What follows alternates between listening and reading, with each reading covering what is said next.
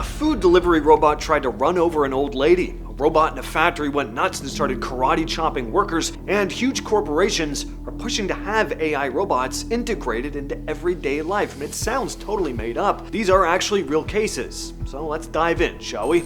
In early May 2025, tech workers in a Chinese lab were testing out the Unitree H1, a big humanoid robot. It's usually famous for doing backflips and martial arts and promo videos, and had it hooked up to a crane cable for safety. Two handlers were standing right next to it, keeping an eye on things. Well, out of nowhere, the robot went completely ballistic. Its arms and legs started thrashing around like crazy. It was kicking and swinging so hard, it dragged its entire heavy stand across the room, smashing computers and gear onto the floor. The two technicians had to jump out of the way to avoid getting beaten to death. One guy grabbed the stand while the other cranked the crane hoist up, lifting the robot completely off the floor. As soon as its feet were dangling midair, and it lost traction, so it finally stopped moving. No surprise that when this video hit the internet though, people were like, damn, I mean, we are the early days of a robot uprising. But engineers tried to convince everyone it was just a software bug or sensor glitch. Still, Unitree robots have a habit of acting out. Safe to say, there are some kinks that need to be worked out. Earlier in 2025, one of these things randomly launched itself at a crowd during the Spring Festival Gala in Tianjin, China. Unitree was showing off another one of these H1 robots right in front of a crowd gathered behind a safety barricade. Everything seemed fine until the robot briefly paused, glitched out, and suddenly lurched forward, charged right at the fence, leaning aggressively toward the spectators and almost headbutting an elderly woman standing right up front. The crowd panicked, but security guards jumped in and immediately grabbed the robot and dragged it away before anyone actually got hurt. People again joked about a robot uprising, but this was actually pretty concerning. With a 100-pound robot charging into a crowd, a flimsy metal barricade is not enough. If we're going to start having robots walking around in the very near future, we're going to need higher safety standards. These things desperately need physical fail-safes and stricter testing before being rolled out anywhere near the public. Speaking of an elderly woman nearly being headbutted by a robot though, a food delivery robot tried to kill an old lady.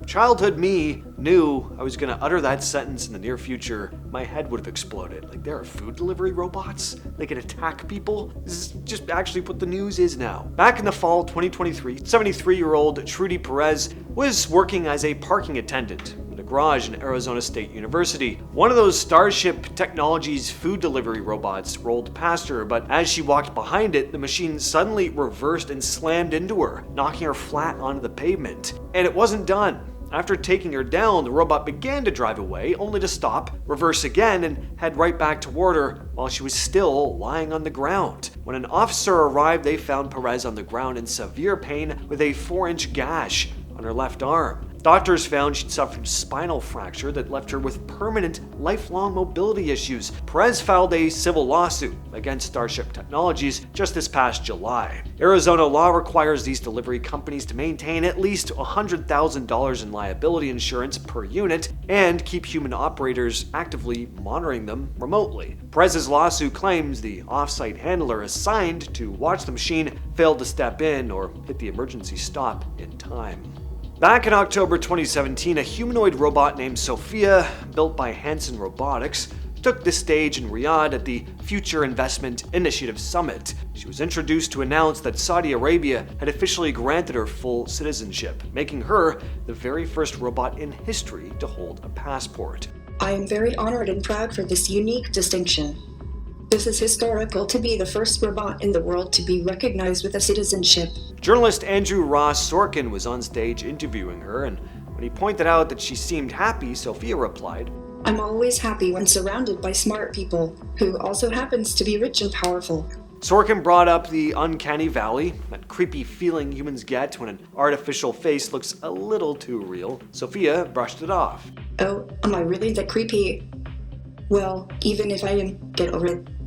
Later, when Sorkin voiced concerns about a dystopian future where robots take over, she threw a jab back, telling him, "You've been reading too much Elon Musk and watching too many Hollywood movies. Don't worry, if you're nice to me, I'll be nice to you." It's the if in that sentence that makes me a little iffy. It's like, how do we define nice? You know, it's kind of up to everyone's interpretation. The video went viral, of course, but there was a ton of backlash. People pointed out the absurdity of Saudi Arabia granting machine rights, while women in the kingdom had only been granted the right to drive weeks earlier. And then internet users dredged up a live demo video from 2016, where Sophia's creator David Hansen asked her if she wanted to destroy humans. Her immediate deadpan response back then: "Do you want to destroy humans? Please say no." Okay, I will destroy humans. No, I take it back.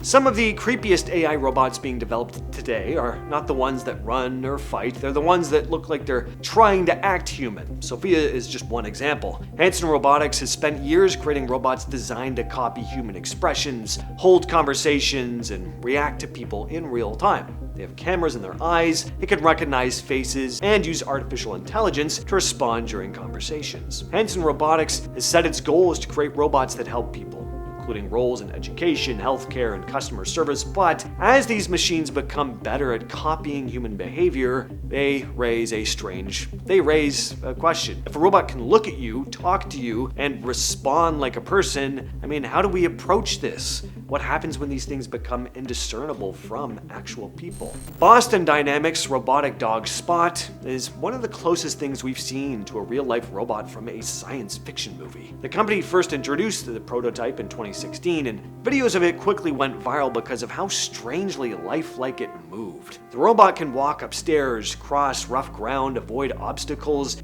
To me, actually, it moves so smoothly it almost looks like CGI, but that video of it delivering boxes, that is real. Got a lot of people talking about where this technology could eventually lead. Spot was originally built for practical jobs like inspecting dangerous areas, checking construction sites, helping emergency crews, but things changed when these robots started being tested by police and the military. In 2020, the Massachusetts State Police used a Spot robot during a tactical situation, using its cameras to help officers look inside areas that could have been dangerous to enter. And in 2021, the NYPD used a Spot robot during investigations. Videos showed the robot walking through New York streets. Critics worried about surveillance, the idea of armed or heavily modified versions of these robots being used in the future. Boston Dynamics has said Spot is not meant to harm people and has rules against using its robots as weapons, but as these machines become faster, smarter, and just more common, who's to say other companies aren't going to come in to fill the market?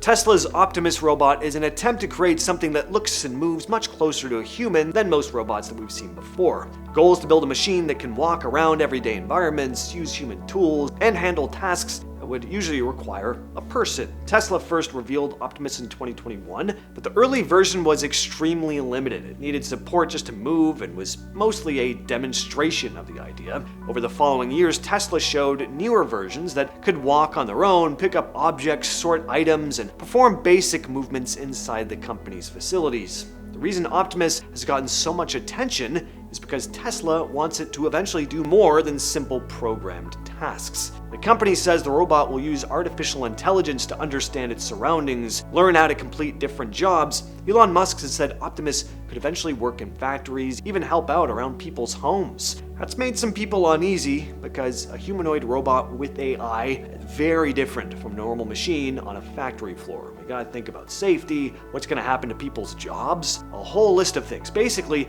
how much independence are we going to allow these machines to have? Are we even going to be able to control that?